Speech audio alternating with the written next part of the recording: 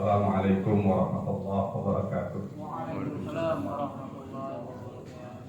Alhamdulillahilladzi arsala rasulahu bil huda wa dinil haqq liyudhhirahu 'ala dini kullihi wa kafa billahi shahida. Asyhadu an la ilaha illallah wahdahu la syarika lah wa asyhadu anna Muhammadan abduhu wa rasuluhu la nabiyya ba'da, amma ba'd. Bapak, ibu-ibu, hadirin jamaah salat zuhur rahimakumullah. Kita bersyukur kepada Allah dengan mengucap alhamdulillah atas segala nikmat yang telah Allah berikan. Salam dan sholawat semoga selalu terlimpah kepada Nabi kita Muhammad Rasulullah Sallallahu Alaihi Wasallam. Tema kita kajian zuhur kali ini adalah tentang motivasi ibadah. Pada kenyataannya, setiap orang itu di dalam melakukan ibadah ada motivasi-motivasi tertentu yang satu sama lain itu pasti berbeda. Sebagai suatu ilustrasi, Nabi Shallallahu Alaihi Wasallam pernah membuat ramalan, prediksi nanti adanya kecenderungan perbedaan motivasi seseorang dalam menjalankan ibadah. Seperti yang dikutip oleh Imam Al-Ghazali di dalam kitabnya, kana fi akhiriz zaman kharajan nasu lil haji arba'ata asnafin. Nanti pada akhir zaman itu ada orang-orang yang pergi menunaikan haji akan dibagi menjadi 4 kelompok, kata Nabi. Yang pertama, salatinuhum linnazha. Kelompok penguasa, kelompok elit masyarakat yang pergi menunaikan haji karena motivasinya untuk wisata, untuk jalan-jalan, untuk memuaskan keinginan rekreasinya. Nah, jadi seperti ini, untuk shopping, belanja ya. Jadi niat motivasi ibadah kelompok yang pertama ini ada di kalangan penguasa, elit-elit masyarakat. Makanya kan di dalam menunaikan ibadah haji ada ongkos naik haji yang luar biasa mahalnya. Ada yang standar-standar saja. Kemudian yang kedua, kata Nabi, orang yang nanti menunaikan ibadah haji itu di akhir zaman itu aghniya'uhum litijarah. Orang-orang yang berangkat haji itu disebabkan karena bisnis. Jadi berangkat haji karena bisnis, dagang, cari usaha, cari modal kerja untuk kepentingan bisnisnya, memperluas relasi. Karena kan orang menunaikan ibadah haji dari seluruh penjuru dunia. Kemudian yang ketiga, kata Nabi, wa ulama'hum lis-sunnah. Kelompok yang ketiga ini kelompok ulama yang berangkat haji itu karena ingin popularitas, ingin kondang, ingin punya nilai plus di masyarakat. Saya udah pergi haji loh, jangan saya panggil nama, panggil Pak Haji ya, kira-kira gitu. Mahal saya ibadah haji. Kemudian yang keempat, wa fuqara'uhum lil mas'alah. Kelompok orang-orang miskin, orang fakir yang berangkat haji karena ingin cari bantuan, sumbangan untuk meringankan beban hidupnya. Jadi ngemis-ngemis dia di sana. Misalnya tadinya, mohon maaf, TKW atau TKI, dia nggak mau pulang, akhirnya di sana selama mungkin. Nah, hadis ini jamaah sekalian mengungkapkan meskipun bentuk ibadah itu satu macam, yaitu ibadah haji, tetapi motivasi orang melaksanakan haji itu bermacam-macam. Punya interestnya berbeda-beda. Nah, kecenderungan ini bukan hanya terjadi pada pelaksanaan ibadah haji saja. Bahkan ibadah-ibadah yang lain pun kemungkinan perbedaan motivasi setiap orang itu pasti berbeda-beda.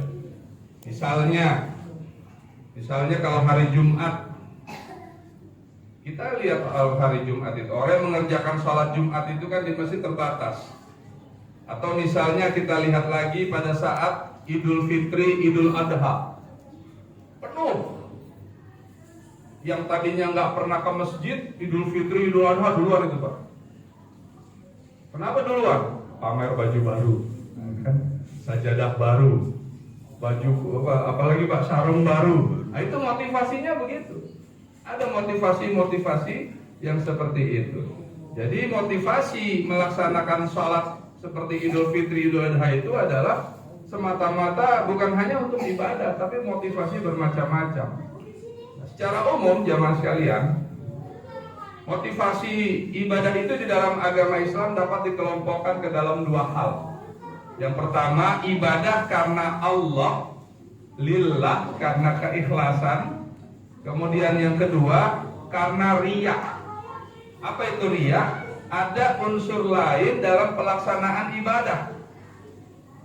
Yang diharapkan di dalam agama kita, agama Islam, semua bentuk ibadah, baik itu ibadah qalbiyah, qalbiyah itu artinya ibadah hati, atau menyangkut ibadah jasadiyah, jasmani, jasmani, maka aktivitas yang berkaitan lagi ada yang namanya harta, maliyah. Nah, dorongan ini jamaah sekalian, itu landasannya harus ikhlas. Quran mengatakan, wa ma umiru illa liya'budullah mukhlishina lahuddin. Tidaklah diperintahkan oleh Allah itu beribadah karena ikhlas. Jadi ibadah itu karena ikhlas. Pak, Bu, ada nggak orang umroh, haji, terus selfie backgroundnya Ka'bah? Ada nggak? Banyak. Posting di medsos, status WA, kemudian jadi foto profil. Ya Allah, motivasinya dia apa? Hati-hati Pak. Ya hati-hati, makanya dulu itu kerajaan Arab Saudi pernah membuat larangan itu. Tidak boleh bawa kamera handphone itu. Tapi sekarang longgar. Nah, motivasi seperti itu ya mas sekalian, hati-hati. Ada pretensi apa? Apakah unsur riya, pamer, atau mengalihkan perhatiannya yang bisa merusak nilai ibadah? Jamaah rahimakumullah, kalau ibadah itu karena riya, maka terjadi perbedaan motivasi ibadah. Misalnya motivasi pertama, karena memandang ibadah itu suatu kewajiban yang harus ditunaikan. Jadi ibadah itu wajib. Kalau ada orang dia beribadah sebagai sebuah kewajiban, maka sikap yang muncul itu adalah dia pantang menolak. Tidak ada keinginan atau mengingkarinya. Karena apa? Wajib. Sama halnya, mohon maaf ya, ada anak-anak ikut acara begini, wajib misalkan dari sekolahnya begitu. Gak bisa ditolak, maka dia ikut. Diperintahkan oleh guru. Nah, ibadah yang pertama ini karena dia beribadah karena kewajiban. Kemudian yang kedua jemaah sekalian, ada kalanya orang beribadah itu karena didorong oleh keinginan mendapatkan pahala, dapat imbalan dari Allah. Ibadah karena pahala, ya ibadah ada upah. Jadi kalau kita kerja wani biro, kira-kira begitu Pak. Kalau kita, ya Allah saya sholat nih, dapat pahala nggak nih? Ya Allah saya puasa nih, dapat pahala nggak ya? Nah, itu motivasi yang kedua. Nah kemudian yang ketiga, ada orang beribadah karena semata-mata ingin taqarrub ilallah, mendekatkan diri kepada Allah, mencari ridho Allah, ingin agar hubungannya dengan Allah semakin dekat. Nah, kita ini masuk yang mana nih Pak? Ketiga motivasi ibadah ini bisa dianggap ibadah secara ikhlas, bisa dianggap seperti itu. Karena menurut Imam Al-Ghazali, juga menurut ulama-ulama lainnya, ibadah yang paling baik itu adalah kalau motivasi ibadah itu adalah untuk taqarrub ilallah. Aqimis shalah li zikri, kata Allah. Dirikanlah salat untuk mengingatku. Jadi salat itu mengingat Allah. bukan mencari pahala. Yang nomor satu kita sholat mengingat Allah. Itulah makanya sholat itu jamaah sekalian tergantung hati kita. Misalnya begini, Ustaz, saya lagi sholat, tiba-tiba ingat, oh iya, lagi sholat nih Pak, komputer belum dimatiin. Waduh, jangan-jangan ada yang ngintip lagi tuh di layar monitor. Waduh, laptop, macam-macam. Lagi sholat itu, lagi sholat, tiba-tiba keingetan. Waduh, handphone ketinggalan tempat wudhu. Nah, itu lagi sholat. Nah, jadi oleh karena itu jangan sekalian, motivasi salat itu harus taqarrub ilallah, mendekatkan diri kepada Allah Subhanahu wa taala. Nah, kalau agama kita agama Islam telah menganjurkan ibadah itu harus taqarrub ilallah, mendekatkan diri kepada Allah, menjaga keikhlasan, hablum minallahnya semakin baik, maka jemaah sekalian, Allah akan menolong kita. Allah akan memudahkan kita. Jadi ini yang sangat kita pahami, bahwa motivasi kita sholat apa? Motivasi kita puasa sunnah apa? Ustaz, saya motivasi puasa sunnah Senin Kemis biar nggak penyakit asam urat. Nah, salah itu. Biar nggak kena diabetes. Nah, salah itu. Biar macam-macam penyakit. Ya, padahal kita beribadah itu semuanya karena Allah. Jangan karena ada niat-niat yang lain. Kalau ada niat-niat yang lain, hingga akhirnya adanya rusak ibadah kita.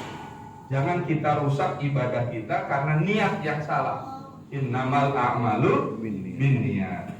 Di dalam sebuah hadis, jemaah sekalian, yang diriwayatkan oleh Imam Al-Bukhari dan Muslim dari sanad Abdullah bin Umar. Jadi hadis ini sangat begitu terkenal, menceritakan tentang ashabul ghar, penghuni goa. Nabi pernah bercerita, dahulu itu ada 3 orang yang keluar rumah bersama-sama melakukan perjalanan. Di tengah perjalanan, 3 orang ini merasa lelah. Lalu berteduhlah di dalam sebuah gua. Ketika asik berteduh, tiba-tiba ada angin kencang yang begitu dahsyat, hingga akhirnya ada batu besar yang menggelinding menutup mulut gua. Tertutuplah mulut gua itu seluruhnya. Nah, ketiga orang ini sadar, waduh, kita dalam bahaya ini. Bagaimana kita bisa keluar dari tempat ini? Kita dorong batu besar ini, nggak mungkin. Jadi gagal hasilnya ini. Nah, kemudian jamaah sekalian, setelah berpikir panjang, mereka bersepakat. Coba kita berpikir, kita pakai perantara amal-amal yang pernah kita lakukan, yang paling baik amalnya. Coba diingat-ingat, amal yang paling baik apa yang pernah kita kerjakan, kita lakukan bargaining sama Allah Subhanahu wa ta'ala. Jadi orang yang pertama ini memilih, lalu dia ingat, dia berdoa minta kepada Allah, ya Allah, Engkau maha tahu ya Allah, keadaan diriku dalam sulit, tapi aku tetap memohon kepadamu ya Allah, agar merasa ada kebaikan yang pernah saya lakukan. Ya Allah, saya tidak pernah anak saya, istri saya makan minum terlebih dahulu sebelum orang tuaku yang minum. Saya prioritaskan orang tuaku dulu ya Allah, untuk makan, untuk minum. Kalau itu memang perbuatanku baik ya Allah, aku mohon kepadamu ya Allah, keluarkanlah aku dari kesulitan mulut gua ini ya Allah, agar supaya bisa keluar dari mulut gua ini, aku meminta kepadamu sebagai perantara amal. Setelah berdoa begitu, maka batu yang menutup mulut gua itu bergeser sedikit, Pak. Bergeser sedikit, tapi belum bisa keluar dari mulut gua ini 3 orang ini. Kemudian yang kedua, Orang yang kedua ini berpikir, mengingat-ingat amalan apa yang paling baik yang dilakukan dengan ikhlas. Kalau yang pertama tadi, dia ikhlas memprioritaskan orang tuanya daripada anaknya, daripada istrinya. Yang kedua ini berpikir, kemudian, oh dia baru ingat, ya Allah, saya punya saudara sepupu ya Allah yang paling saya cintai. Pada satu musim, saudara sepupu saya ini minta agar diringankan kesulitan yang menimpa keluarganya, agar bisa mudah dalam segala urusannya. Lalu saya siap membantu sepupu saya ini ya Allah. Kemudian sepupu saya ini mengajak saya berbuat maksiat, mengajak saya berbuat dosa. Ya Allah, saya menolak karena takut kepadamu ya Allah. Kalau seandainya perbuatan saya ini yang bisa mengendalikan nafsu karena semata-mata takut kepadamu ya Allah, Engkau terima, tolonglah ya Allah, keluarkan kami dari goa ini. Bergeser lagi tuh Pak batu goanya. Set. Nah, jadi yang kedua ini Pak takut berbuat maksiat. Diajak berbuat maksiat takut dia. Sama siapa takut? Sama Allah. Saya kadang berpikir Pak baca hadis ini, bagaimana kalau orang yang korupsi takut sama Allah ya Pak? Coba ya, nggak berani korupsi gitu kan? Dia takut sama Allah. Saya nggak berani korupsi, nggak berani manipulasi karena takut sama Allah. Oh cakep tuh, cakep tuh. Tapi kenyataannya kan enggak. Kenyataannya enggak. Nah, jadi ini hadis yang kedua. Bargainingnya orang yang kedua berdoa kepada Allah dan batunya bergeser. Kemudian yang ketiga jemaah sekalian, orang yang bertiga ini juga berpikir, apa amalan yang sudah saya kerjakan? Lalu dia teringat, ya Allah, saya dulu ini ya Allah pengusaha yang kaya raya, punya banyak karyawan, lahan bisnis saya ada di mana-mana. Semua karyawan saya ya Allah saya berikan upah. Tidak pernah telat memberikan gaji kepada karyawan saya. Tapi ada karyawan saya belum sempat saya bayar, dia pergi meninggalkan kami semua ya Allah. Setelah sekian tahun karyawan ini pergi, saya berpikir ini uang karyawan saya, bukan hak saya.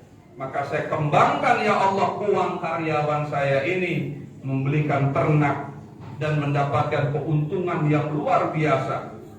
Ketika dia datang ya Allah meminta haknya, gajinya kepada saya dan menanyakan upahnya, saya katakan bahwa semua ternak yang ada di hadapanmu itu semua milik engkau. Yang ada di kandang itu milik engkau.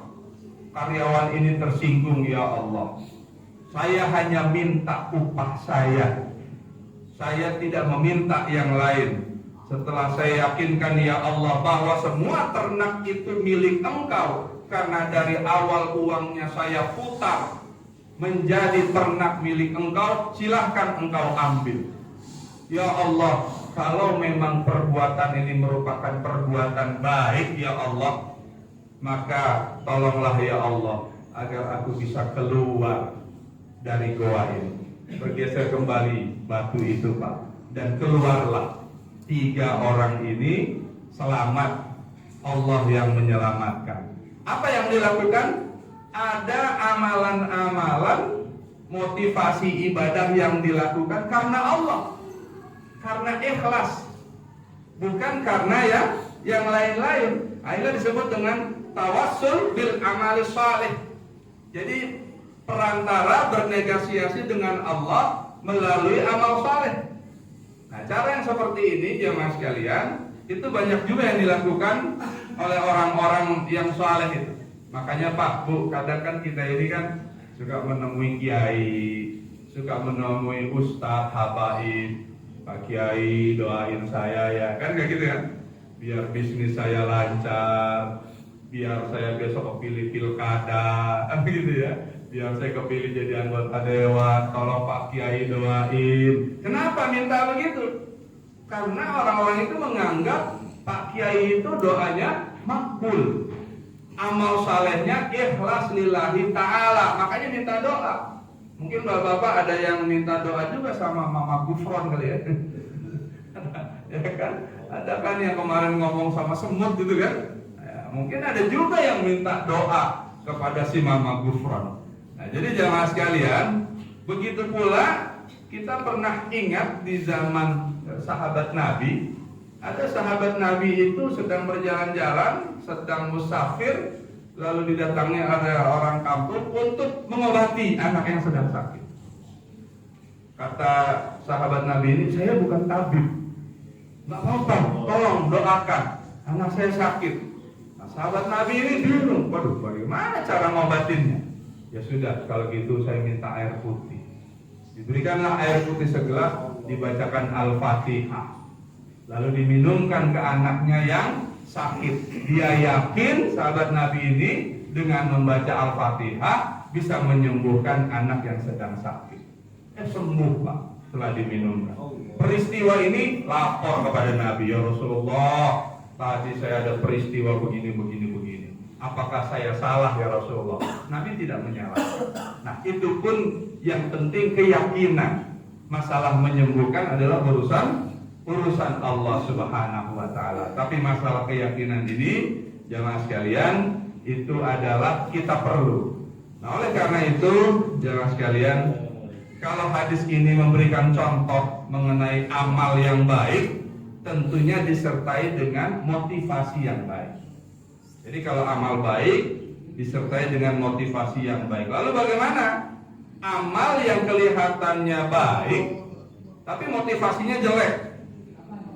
Jadi menurut agama Islam, amal itu nggak punya nilai apa-apa. Ini berdasarkan hadis yang diriwayatkan oleh Imam Muslim dari Abu Hurairah. Nabi pernah bersabda, besok kata Nabi, nanti di hari kiamat itu ada 3 orang atau 3 kelompok yang perhitungan amalnya didahulukan azabnya. Itu diprioritaskan. Sahabat Nabi mendengar sabda Nabi ini bertanya, ya Rasulullah, siapa itu orang yang didahulukan amalnya, apa hisabnya? Kata Nabi, yang pertama ada orang yang dianggap di masyarakat atau di kelompoknya itu sebagai pahlawan, mati syahid. Dia dianggap mati syahid, dia memang mati dalam pertempuran, kata Nabi. Dia sudah memperlihatkan keberaniannya, dia sudah memperlihatkan kehebatannya, tetapi dia punya maksud tujuan tertentu. Berani biar mendapatkan gelar pahlawan, berani biar dianggap mati syahid. Artinya mati syahid ingin mendapatkan pujian dan sanjungan. Lalu ketika dihisab, apa yang terjadi? Dia ditahan oleh malaikat, kata Nabi. Ketika ditahan oleh malaikat, sambil membentak, malaikat itu berkata, kamu tidak bisa ikut teman-temanmu yang mati syahid. Orang ini protes, kenapa wahai malaikat? Saya kan juga mati syahid. Saya kan mati syahid dalam perang. Saya sudah menyerahkan nyawa saya ini untuk berjuang di jalan Allah. Kata malaikat, bohong. Sebetulnya engkau itu ikut berperang biar dibilang jadi pemberani, bukan karena ingin membela agama Allah, tapi ingin mendapatkan gelar pahlawan, ingin dikenal sebagai jagoan, pemberani. Apa yang sudah kamu harapkan, kamu dapatkan di dunia ini. Semua orang mengatakan kamu pahlawan, semua orang mengatakan kamu hebat, maka tempatmu adalah di neraka. Itu niat yang pertama itu. Kemudian yang kedua, jamaah sekalian, kata Nabi, nanti ada orang, kelompok kedua ini Pak, prediksi Nabi, nanti ada orang yang dihisab duluan dan dimasukkan ke neraka duluan. Yang kelompok kedua ini orang alim, orang berilmu, orang pinter. Profesinya itu ngajarin orang, berilmu. Entah dia dosen, entah dia ustadz, kiai, ulama, habaib, entah dia apalah istilah motivator kira-kira begitu Pak. Nah, dia akan dihisab. Kelompok ini juga diundang oleh Allah bersama dengan kelompok orang-orang berilmu lainnya, selalu mengajarkan ilmu kepada orang banyak. Dia merasa bergembira ketika di akhirat ketemu dengan orang satu profesi, karena merasa ingin masuk ke dalam sorga. Ketika dipanggil ingin menikmati pahala, malaikat mengabsen. Kata malaikat, kamu tidak bisa masuk rombongan mereka. Kenapa? Karena apa yang sudah saya lakukan ini kan karena Allah. Padahal kenapa saya nggak boleh masuk rombongan orang-orang yang berilmu tersebut? Betul, kata malaikat, kamu seprofesi dengan dia, tetapi ketika di dunia engkau niatnya nggak ikhlas. Engkau menyampaikan ilmu tidak ikhlas, tidak ada pamrih. Ada Pak, saya punya teman, dia penceramah juga Pak Ustadz. Itu kalau mau dibayar jutaan baru datang. Kalau nggak dibayar jutaan nggak mau datang. Ada nggak Pak Ustadz kayak gitu? Ada. Itu motivasinya itu sampai bilang, itu bukan saya Ustadz Syauqi, siapa? Manajemen saya, kata aja. Sama saja. Nah ini yang seperti ini jamaah sekalian, ini hati-hati. Jadi jangan sampai kemudian nanti dimasukkan ke dalam neraka karena motivasi menyampaikan ilmunya bukan karena Allah, tapi karena dunia. Kemudian yang ketiga jamaah sekalian, kata Nabi, nanti orang-orang yang masuk ke neraka itu yang didahulukan hisabnya itu adalah dia punya harta banyak, didermakan untuk kepentingan sosial, tapi motivasinya berbeda. Dia menafkahkan hartanya bukan karena Allah. Dia pamer, masuk medsos, ada bansos, bakti sosial. Nah, karena tujuannya ingin disebut dermawan, biar dibilang kesetiakawanan sosial. Maka orang kayak gini di akhirat nanti dipanggil di hadapan Allah bersama orang-orang yang bersedekah, berzakat, menolong orang lain, lalu diperlihatkan ganjaran kebaikan yang pernah dijanjikan Allah kepada nabinya. Akan tetapi pada saat orang ini akan ikut bersama rombongan para dermawan tersebut, malaikat bertahan. Kamu tidak bisa ikut rombongan mereka, kata malaikat. Kenapa? Karena motivasimu dulu saat mendermakan harta bukan karena Allah, tapi karena ingin masuk daftar 10 orang, katakanlah orang yang terbanyak nyumbang, ingin dapat penghargaan. Ada teman saya Pak, selalu donor darah. Oh lihat dong Ustaz Syauqi, saya donor darah dapat sertifikat. Hati-hati itu, jangan ada niat-niat motivasi seperti itu. Jadi orang yang seperti ini jamaah sekalian adalah tempatnya di neraka. Jadi hadis ini jamaah sekalian memberikan petunjuk bahwa amalnya sama, tapi motivasinya berbeda. Kita sholat, amalnya sama, motivasinya berbeda-beda. Nah, oleh karena itu jamaah sekalian, kalau motivasinya berbeda, maka akan menghasilkan kualitas dan fungsi amal yang berbeda juga. Fungsi amal berbeda. Kalau dalam hadis lain, hadis Nabi yang lain mengukarkan bahwa motivasi orang yang melakukan ibadah itu, yang pertama, ada orang-orang yang beribadah karena terpaksa. Karena terpaksa. Misalnya nanti Ramadan, nanti puasa Ramadan, puasa. Kenapa puasa? Ya karena banyak orang Islam puasa, saya jadi ikut puasa. Nah, seperti itu. Nah, terpaksa karena ada yang memaksa. Saya kalau nggak puasa rasanya gimana? Nah, itu sudah ada seperti itu. Nah, jadi oleh karena itu jamaah sekalian, ini juga nggak boleh. Atau misalnya jadi pengurus masjid. Oh, saya kan pengurus masjid, maka saya harus ikut sholat berjamaah di masjid. Kalau saya nggak pengurus masjid, maka saya nggak mau sholat berjamaah. Berarti motivasinya itu salah. Nah, jadi yang pertama ini jamaah sekalian, orang yang beribadah karena terpaksa. Kemudian yang kedua, jamaah sekalian, ada orang yang melaksanakan ibadah karena taat. Dia ibadah kepada Allah karena taat. Orang-orang ini beribadah bukan karena paksaan dari luar, melainkan secara intrinsik sudah menyebutkan dirinya melaksanakan semua ibadah. Taat dia kepada Allah. Zuhur dia kerjain, asar dia kerjain, asar dia kerjain, subuh dia kerjain. Nah, dia taat kepada Allah. Orang yang seperti ini disebut orang-orang yang taat. Jadi atiullaha wa atiur rasul. Dia taat kepada Allah dan taat kepada Rasul.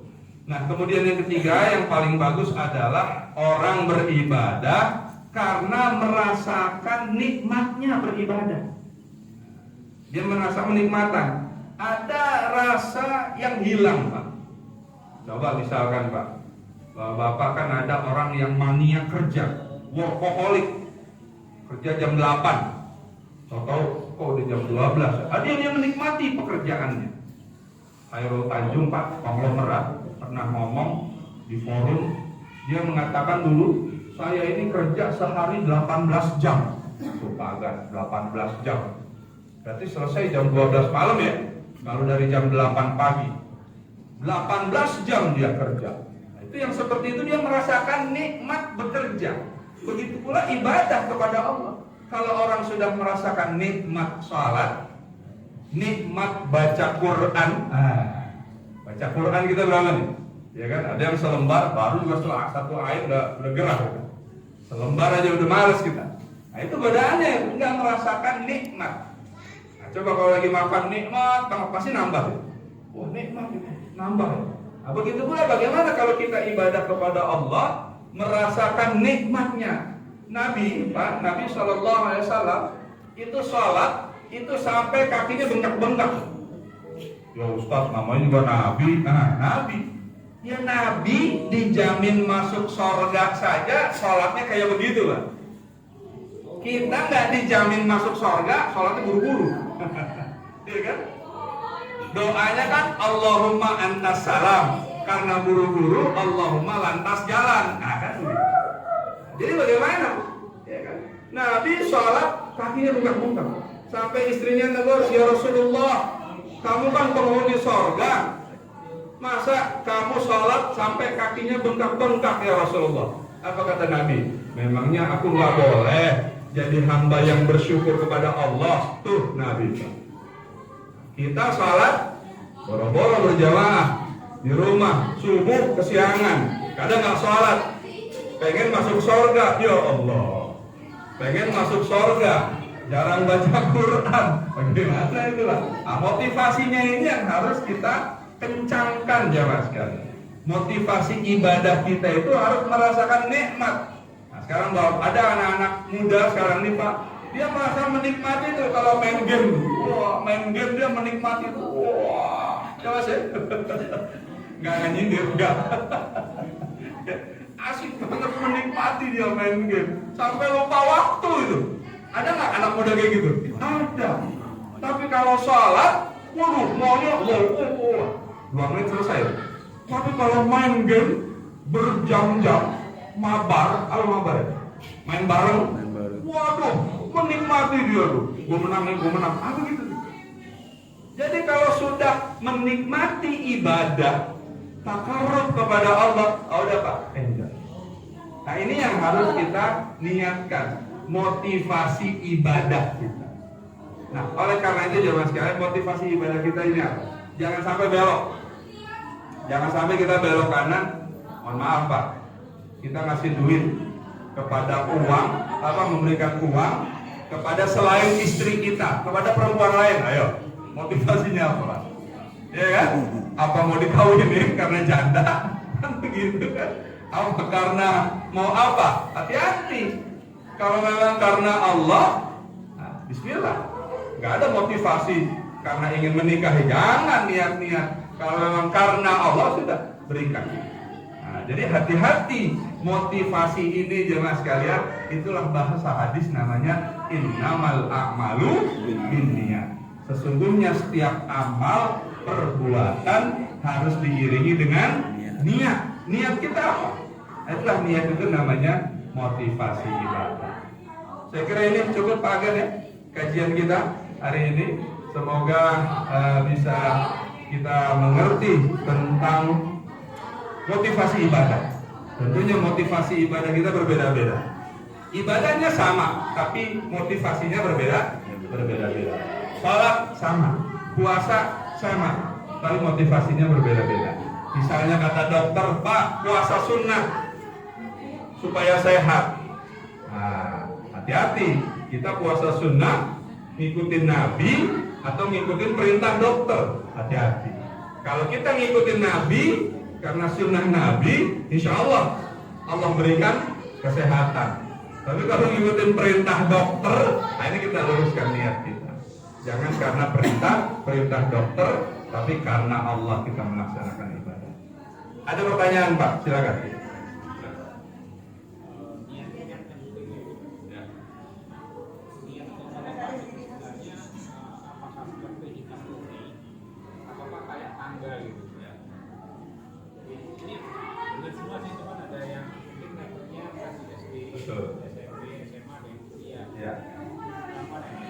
Bagaimana niat itu? Niat itu apakah hitam putih? Itulah Pak, niat itu misalnya ini Pak. Di dalam sholat, ada kan orang punya pemahaman mau sholat pakai usolli. Usolli, aku sholat. Ada kelompok lain yang sholat nggak pakai usolli, langsung takbiratul ihram, bersedekap. Kenapa? Karena yang kedua ini punya pemahaman, saya sudah niat dari awal nanti sholat zuhur. Nah, lalu mana yang kita lakukan? Sama saja. Niat di awal itu, niat itu harus di awal. Apakah hitam putih? Iya. Hitam putih niat itu Pak. Salah niat, hati-hati. Niat kita salah karena duniawiyah, tolak amal. Hati-hati.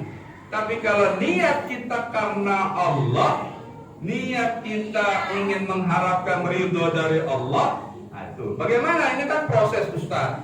Seperti anak tangga. Memang itulah pentingnya Pak belajar agama. Kajian di Soho ini kan tujuannya kita belajar ilmu agama. Supaya paham tahapan-tahapan kita beragama itu seperti apa. Tahapan-tahapan kita beribadah itu seperti apa. Nah kalau udah dengar kajian begini, nah maka bapak-bapak luruskan niatnya. Motivasinya itu diluruskan, bukan lagi seperti anak SD, bukan lagi seperti anak SMP, karena kita ini orang-orang yang sudah dewasa. Makanya pendidikan itu kan berbeda-beda ketika menghadapi anak SD, SMP, SMA, mahasiswa, dan orang-orang yang sudah dewasa. Nah, jadi jamaah sekalian, niat itu harus di awal. Di awal, makanya kalau kitab Riyadus Shalihin, nah buka itu kitab Riyadus Shalihin, itu bab pertama itu bab niat gitu. Coba buka itu kitab Riyadus Shalihin itu. Saya ngajar Riyadus Shalihin Pak, alhamdulillah sampai tamat di Masjid Lia Pramuka, tempat kursus bahasa Inggris itu. Sampai tamat saya kajian Riyadus Shalihin. Nah, kalau dibuka jamaah sekalian, bab 1 Imam Nawawi penulis bukunya itu bab pertama itu bab niat. Kenapa bab niat nggak terakhir?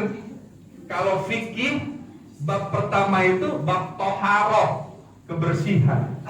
Nah, tapi kalau bab akidah, ini masalah akidah, masalah keyakinan, masalah keimanan. Makanya niat kita luruskan. Makanya ada hadis Nabi itu kan, kalau niatnya karena Allah, maka Allah berikan petunjuk. Tapi kalau niatnya karena dunia, juga Allah berikan dunia yang dia inginkan. Nah, seperti itu Pak. Lanjut silakan Pak. Ini Pak. Ya. Ada yang pernah bilang katanya kalau sholat itu jangan niat untuk mengharapkan pahala. Iya. Padahal Allah sendiri menyatakan kalau kamu beribadah nanti akan kasih Betul. pahala. Betul. Artinya kan Allah sendiri yang menjanjikan, dan itu Allah nggak mungkin mengingkari apa yang sudah dijanjikan. Kan? Ya. Jadi itu ya? biasanya orang-orang tasawuf Pak. Nah itu. Nah, orang-orang tasawuf itu begitu Pak. Jadi ibadah itu jangan mengharapkan pahala. Ya, ibadah itu mengharapkan ridho Allah. Takarrub ilallah, mendekatkan diri kepada Allah. Konsekuensinya dengan beribadah kepada Allah, kita dapat pahala. Apa itu pahala? Perbuatan baik yang kita kerjakan dengan niat karena Allah. Itu yang dimaksud dengan pahala.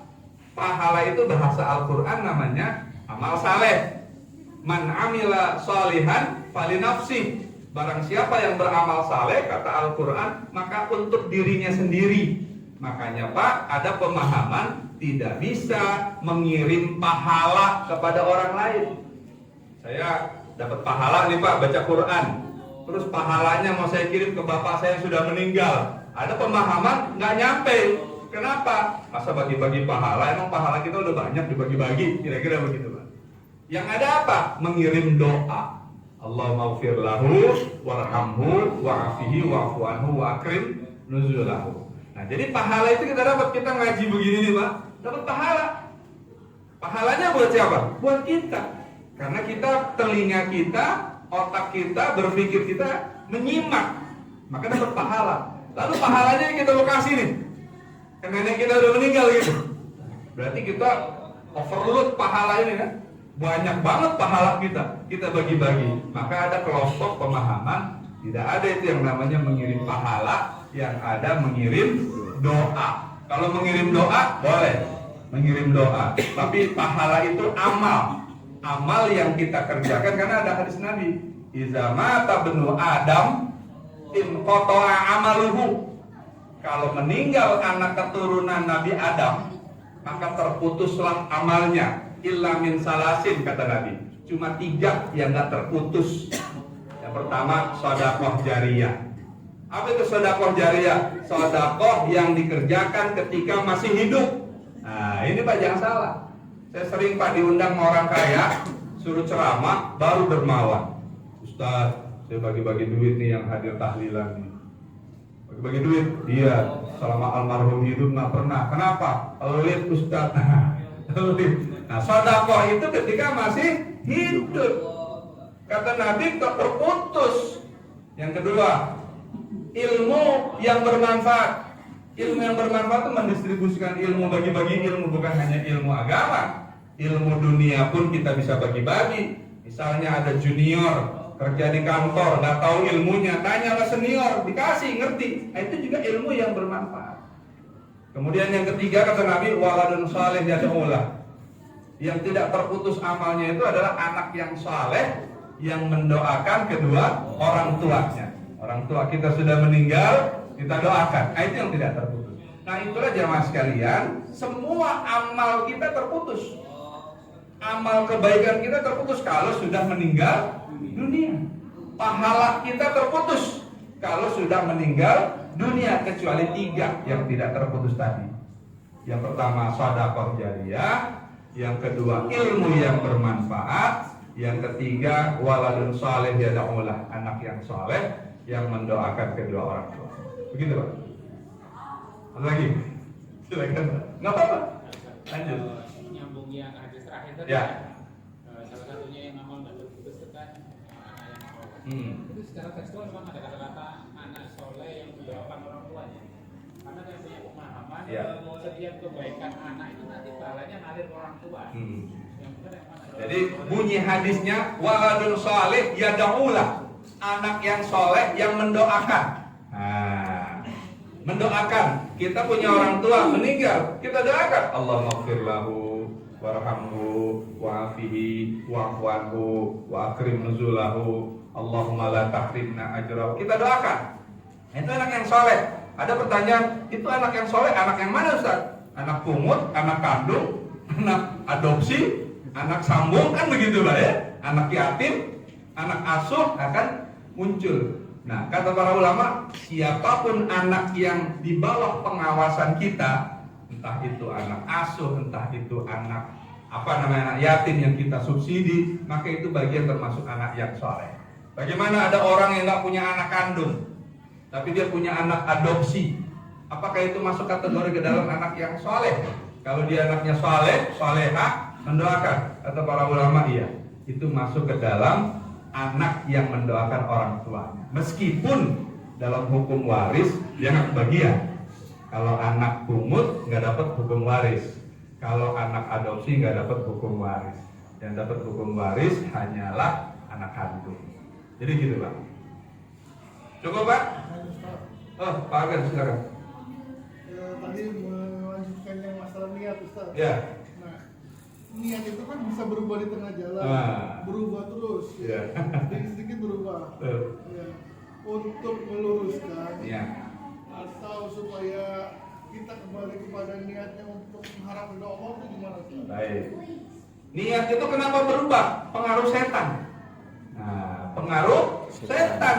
Makanya Nabi, Pak, Nabi itu sehari beristighfar 100 kali.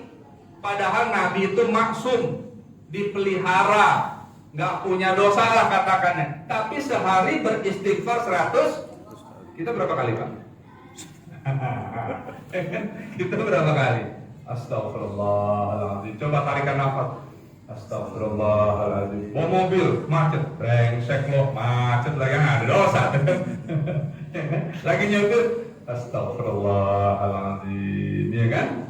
Lagi naik motor, astagfirullahaladzim. Punya istri cerewet, astagfirullahaladzim. Kan begitu kan? Punya anak bandel, astagfirullahaladzim. Diomelin bos, astagfirullah.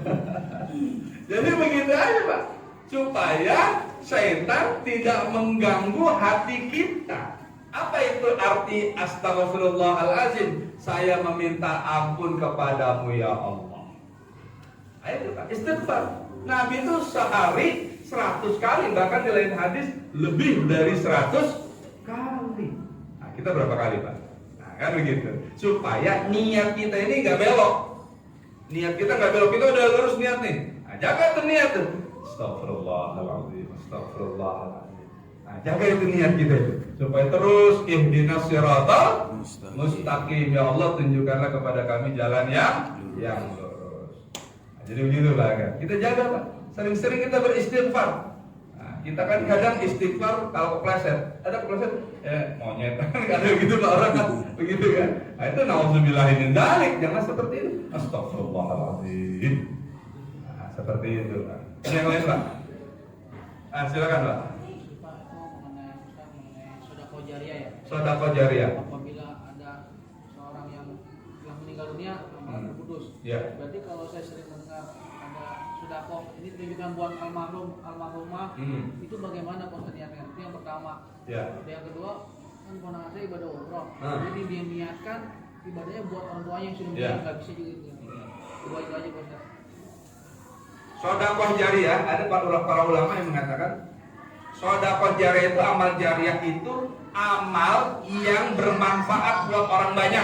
Misal bangun masjid, Bapak bangun masjid, ya kan? Bangun musola, bangun lembaga pendidikan buat kebutuhan masyarakat. Meninggal, masjid itu masih berfungsi, sekolah itu masih bermanfaat buat orang banyak. Yang meninggal tadi dapat. Nah, itu sedekah jariah. Makanya kalau kita punya tanah luas, terus kita mau bikin bangun apa, pesantren, masjid dan sebagainya, itu sedekah jariah. Jadi sedekah jariah itu disebut juga wakaf. Wakaf jariah. Jadi wakaf sedekah jariah itu yang bermanfaat buat orang banyak. Nah, manfaatnya. Kemudian yang kedua, umroh, haji, badal haji kan Pak ya? Ada kan istilah badal haji. Memang ada hadisnya. Tapi kita telaah, di Quran kan disebutkan walillahi 'alan nas hajjul bait man istata'a. Ada kata-kata bagi siapa yang mampu. Menunaikan ibadah haji itu kata Allah bagi siapa yang mampu. Nah, mampu dalam apa? Ada 3. Mampu secara fisik, mampu secara ilmu, mampu secara ekonomi. 3. Nah sekarang kalau dia ketiganya nggak mampu, maka dia tidak kena kewajiban menunaikan ibadah haji. Akhirnya banyak ustadz, udah badal haji sama saya aja.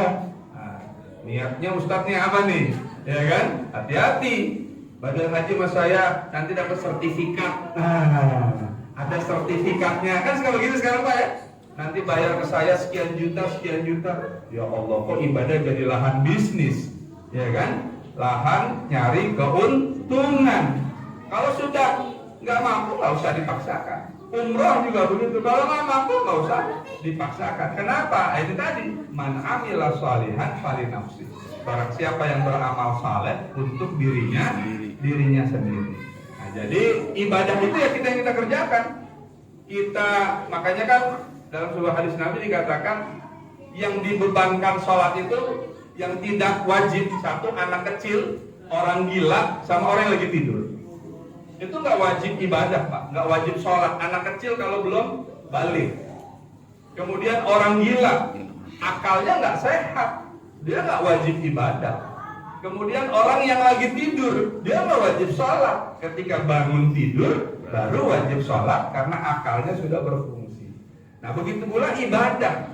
Ibadah itu Allah memberikan namanya rukhsah, keringanan.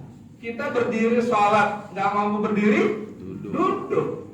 Nggak mampu duduk, tidur, rebahan. Nggak mampu bergerak karena stroke, pakai kode, isyarat. Nggak mampu juga, disolatkan. Nah, begitu Pak, ibadah dalam Islam. Makanya ibadah itu sesuai kemampuan. Ya, kita semampu kita aja ibadah. Allah Maha tahu. Ada seorang ulama Pak, di bulan Ramadan jarinya berdarah, dia nggak puasa. Karena ada dalil kan? Wa in kuntum maridun aw ala safarin fa iddatun min ayyamin ukhra. Kalau kamu sakit atau dalam perjalanan, maka boleh ganti puasanya di hari yang lain. Ada ulama sakit Pak, sakitnya apa? Jarinya berdarah, dia nggak puasa. Yang menentukan sakit enggaknya, tanya hati nurani kita. Kita masih sanggup puasa apa? Enggak. Tanya hati nurani kita. Islam itu agama yang tidak membebani para hambanya. La yukallifullahu nafsan illa wus'aha. Allah tidak membebani ibadah melainkan sesuai dengan kesanggupan. Jadi begitu Pak. Kita melihat agama Islam itu seperti itu. Ringan. Nggak usah terlalu ribet. Silakan Pak. Ibadah yang kita lakukan, misalnya pergi haji.